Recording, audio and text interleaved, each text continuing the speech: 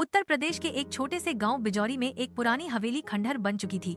लोग कहते थे कि वहां कोई नहीं जाता क्योंकि रात होते ही वहां से अजीब अजीब आवाजें आती हैं। कभी किसी औरत के रोने की तो कभी पायल की छन छन की।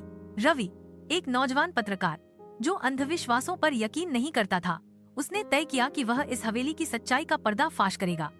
वह एक कैमरा, टॉर्च और नोटबुक लेकर हवेली की ओर निकल पड़ा।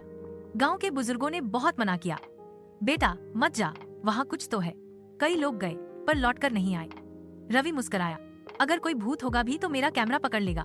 रात का समय था, हवेली के बड़े बड़े दरवाजे चिरचिरा रहे थे। रवि जैसे ही अंदर घुसा, उसे दीवारों पर अजीब सी तस्वीरें दिखीं, काली परछाइयां, उल्टे लटके सांप और एक औरत की धुंधली आकृति। वो अपने कैमरे से सब रिकॉर्ड करता रहा। तभी एक जोर की हवा चली और दरवाजा अपने आप बंद हो गया। रवि डर तो गया, लेकिन उसने हिम्मत नहीं हारी। ऊपर की मंजिल पर गया। वहाँ एक कमरा मिला, दरवाजा आधा खुला हुआ।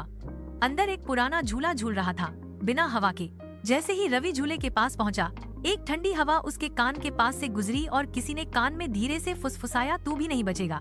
रवि पीछे मुड़ा, कोई नहीं था। अचानक झूला जोर जोर से हिलने लगा और सामने दीवार पर खून से लिखा हुआ दिखा, वापस चला जा। रवि भागने ही वाला था कि सामने वही औरत प्रकट हुई, सफेद साड़ी में, उलझे बाल, लाल आंखें और बिना पाँव के जमीन पर तैरती हुई।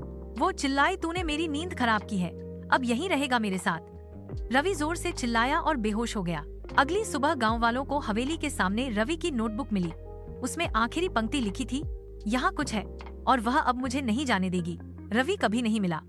हवेली और डरावनी हो गई। अब लोग कहते हैं कि वहाँ हर रात कैमरे की फ्लैश चमकती है और झूले की आवाज आती है।